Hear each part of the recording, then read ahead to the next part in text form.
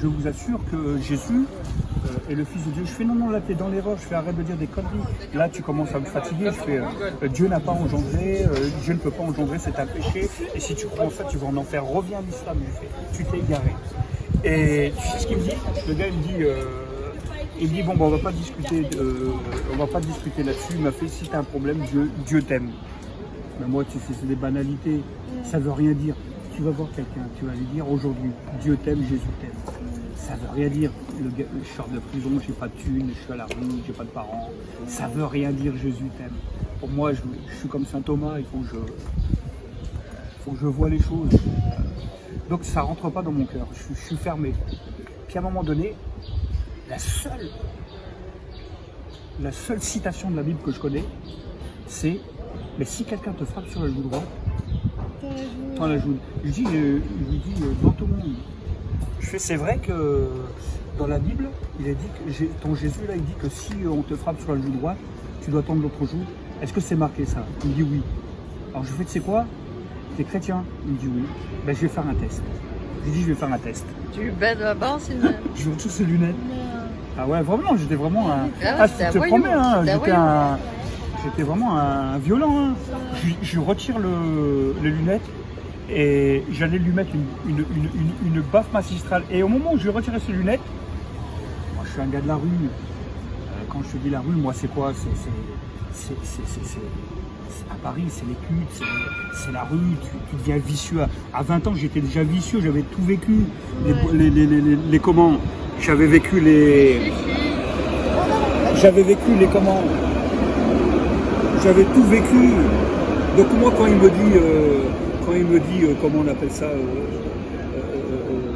quand il me dit que Dieu m'aime, ça me fait rigoler.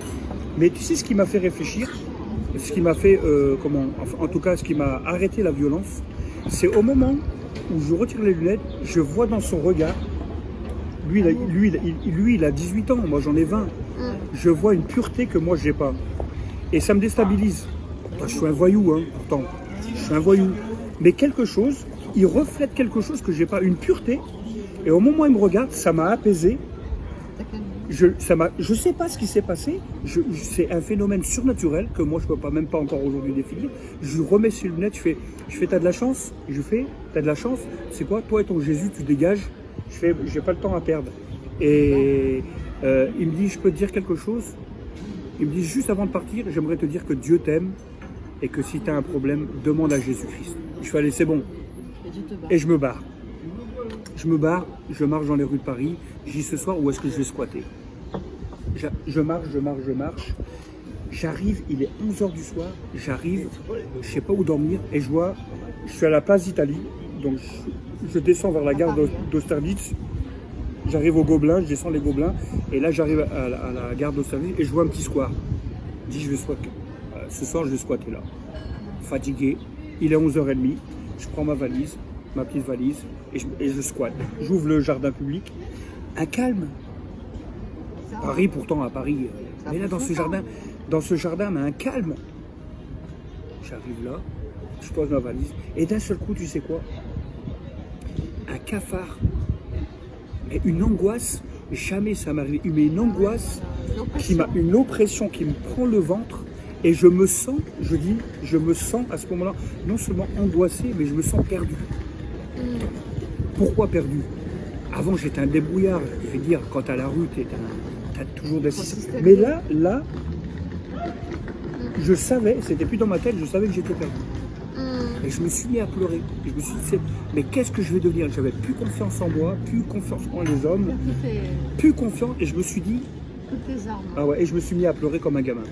Et je me suis mis à chialer comme un gosse, il fallait que ça sorte. Et là, à 20 ans, je me suis mis à genoux et j'ai commencé à pleurer.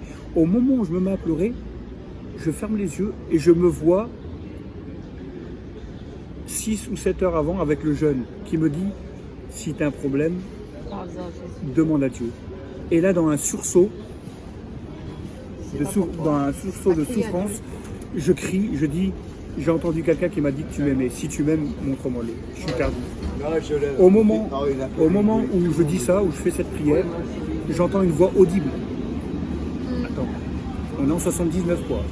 J'ai pas fumé, je suis pas Jeanne d'Arc, j'entends une voix audible qui me dit « Saïd », qui ne m'appelle pas mon prénom, « Saïd, j'ai entendu ta prière et je vais t'exaucer ».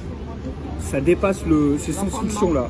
Ça dépasse le raisonnement. Ça, tu ne le vis pas. Je veux dire, soit t'es fou, t'es schizophrène, t'es un malade mental ou t'es un fou, furieux. Mais là, je suis lucide, j'entends une voix.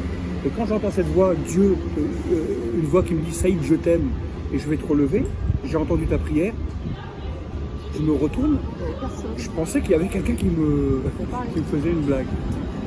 Et je suis apaisé, je reformule ma prière, je dis, si vraiment j'ai entendu, est-ce que je ne pourrais pas entendre une deuxième fois cette voix? Et la même voix, tranquille, là dans ce jardin, qui me dit, pourquoi tu doutes? Tu m'as demandé, je te réponds, j'existe et je te relèverai, Saïd. Incrédule, même si tu vois un miracle, on est tellement incrédule que je reformule ma prière. J'ai entendu 2 fois la voix, j'aimerais encore te demander quelque chose. Si vraiment, comme tu prétends que tu m'aimes, que tu lis, fais quelque chose mais que là, ça soit visible. Mais tu sais quoi? Et il y a quelque chose, au moment où je dis ça, là, je suis tout seul dans ce jardin, il y a quelque chose qui me tombe du ciel, quelque chose de surnaturel qui me visite, de la tête jusqu'aux pieds, comme des frissons, mais comme un courant électrique qui me visite. C'est tellement fort que je tombe par terre. Et là, d'un seul coup, le doute que j'ai dans ma tête s'en va. Et là, ça descend un peu plus loin, ça descend dans mon cœur, et je sais que Dieu existe. Ça ne s'explique pas. Alors pour ceux qui voudraient que j'explique, ça ne s'explique pas, c'est surnaturel. Mais je sais que Dieu existe. Mais je dis, mais alors, si Dieu existe, c'est différent. J'ai toujours rien, je suis à la rue, hein, pas de parents, je suis toujours à la rue. Mais j'ai une paix. Ouais. J'ai une paix. La paix qui surpasse toute intelligence. Une paix qui surpasse toute intelligence humaine. J'ai une paix, je n'arrive même pas à définir. Moi-même, je me pose des questions, je dis, mais comment se fait-il? Et qu'est-ce qui se passe? Je me sentais, la première fois dans ma vie, je me sentais bien. Et puis, je pose la bonne question à Dieu. Tu as 20 ans. J'ai 20 ans, hein. À 20 ans. 79, j'ai 20 ans. Et là, je me pose la bonne question. Je fais, bon, Dieu, c'est pas possible. Même après cet événement exceptionnel, après cet événement surnaturel, c'est tellement fort que j'arrive pas à y croire. Je dis, mais tu existes, mais c'est pas possible. Je dis, mais, t'es quel Dieu? T'es le Dieu des chrétiens, t'es le Dieu des musulmans, t'es le Dieu des témoins de Jéhovah, t'es quel Dieu? T'es le Dieu de qui? Et Dieu me répond pas. Dieu me répond pas à ce moment-là. Et Dieu me répond pas. Et c'est ce que je fais. Je lui pose la bonne question. Je fais, maintenant que je sais que tu existes, je ne sais pas qui tu es, mais tu vois ma situation, conduis-moi. Tu sais, j'ai rien du tout. Je suis à la rue. Oh, je dors. Je dors sur le banc. Le lendemain matin, je me réveille avec toujours la même paix. Je dis, c'est pas possible. La même sérénité, et puis une joie qui n'est pas due, même pas une joie qui est due au matériel parce que j'avais rien. Donc c'était une joie même pas humaine, j'avais une joie et une paix intérieure. Et à ce moment, je dis, c'est pas possible, ça m'a pas quitté. Et je suis en train de réfléchir à tout ce qui m'arrive. Et je me suis dit, comme j'avais pas d'argent, je me suis dit, bon, il y avait une petite fontaine, je me suis dit, je vais me laver là, à la fontaine. Et après, je vais aller en direction de la gare du Nord, je vais aller faire la Manche.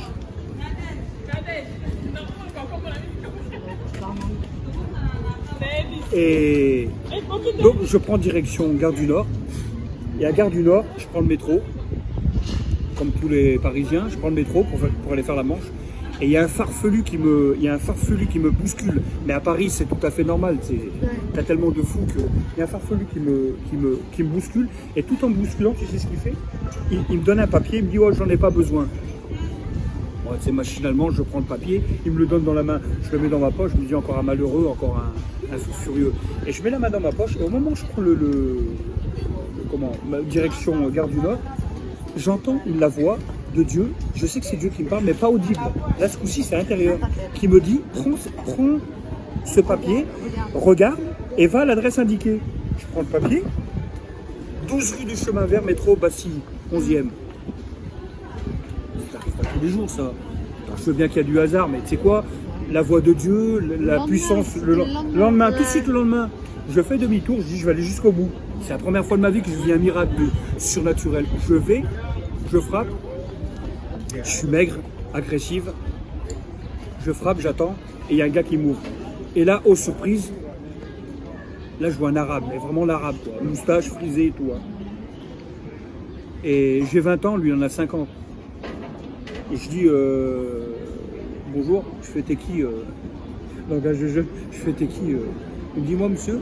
Il me dit, jeune homme. Non, il me dit, jeune homme, moi, je suis Pierre Mokhtar. Pierre Mokhtar. Il me dit, je suis pasteur.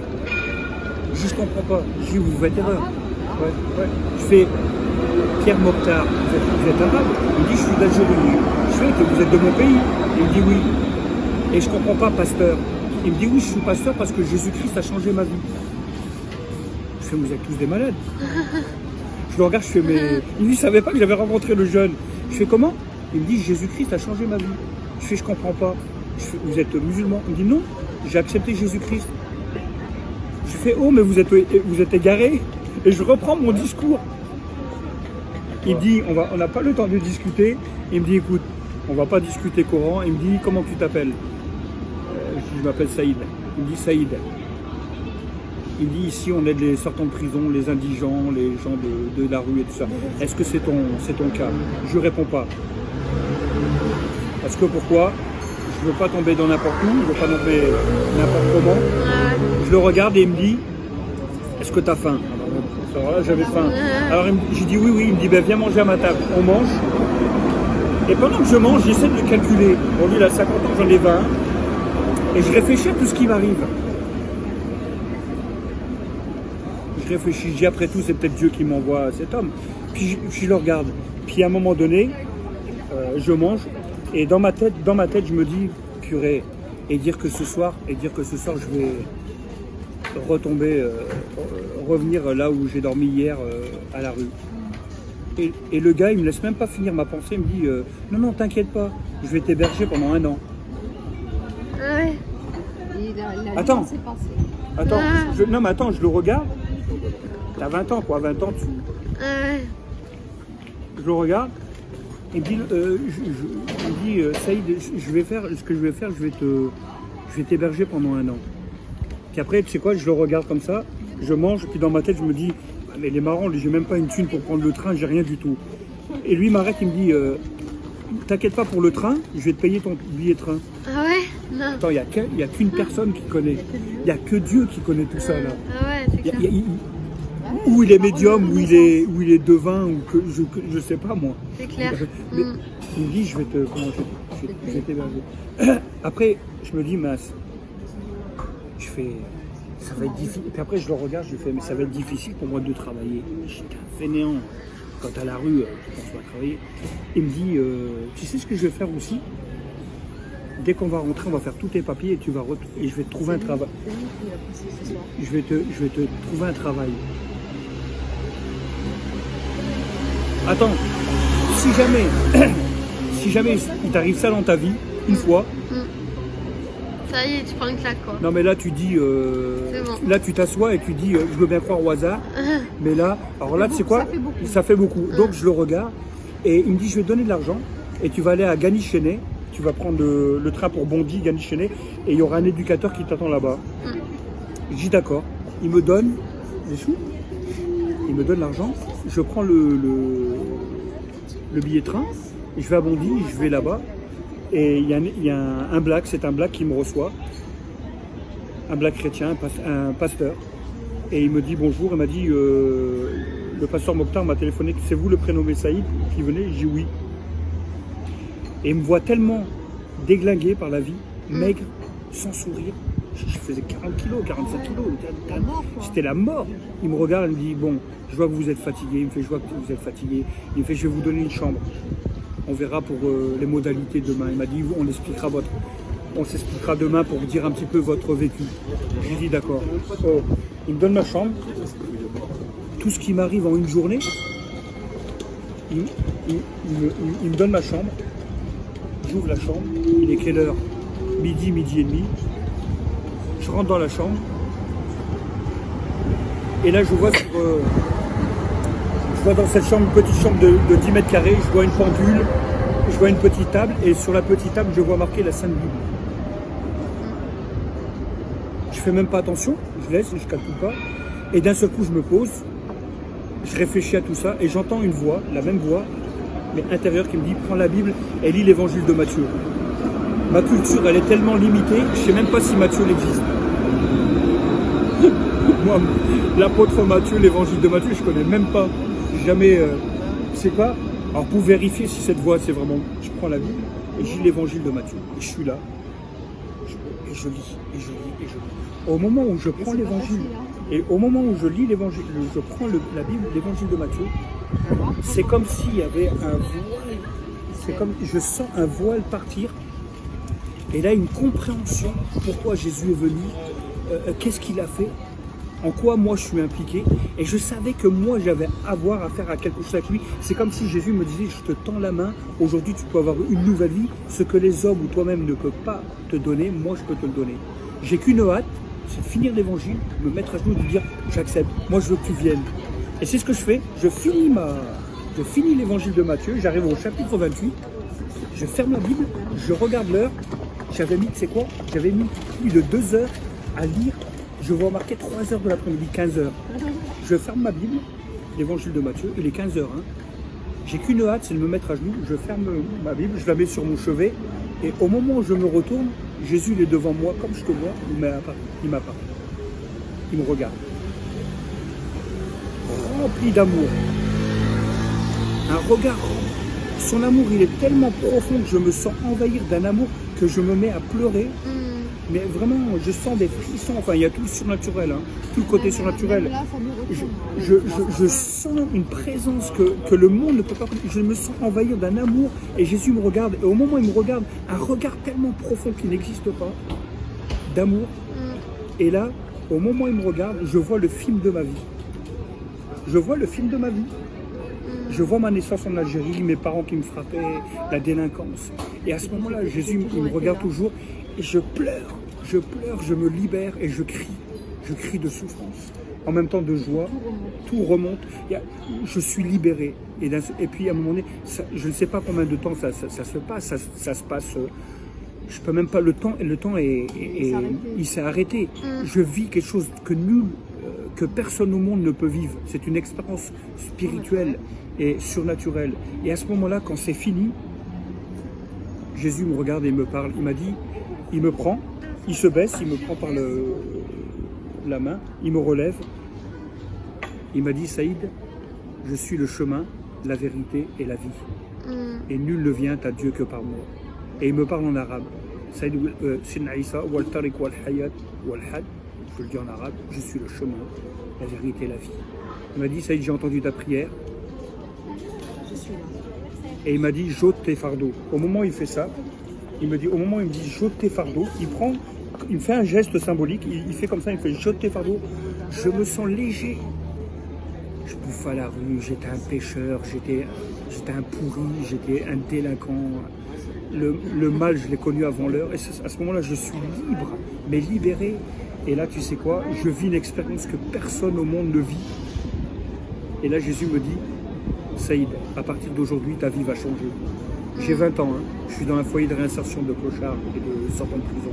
Il me dit, je t'appelle à mon service, ce que j'ai fait pour toi, je veux que tu ailles le prêcher à tous les gens. Là où je vais t'envoyer, tu vas dire à tous les gens, je les aime, et tous ceux qui croiront en moi auront la vie éternelle. Et il parle. Et ça fait 40 ans. Aujourd'hui, je suis pasteur. C'est beau. C'est fort hein, comme histoire. Hein? C'est fort. Hein. Tu sens tu sens la présence de Dieu. Hein? Et depuis 40 ans, voilà. Et depuis ce jour-là, je prêche l'évangile. Alors après, on peut me dire, t'es un taré, t'es un fou, moi, j'ai assez de preuves. Hein? Tu sais ce que c'est ça? C'est l'action de Dieu. Laisse faire.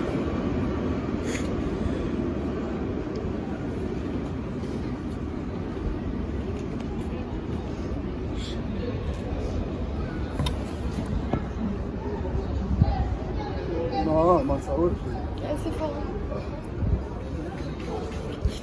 Est-ce que Dieu t'aime?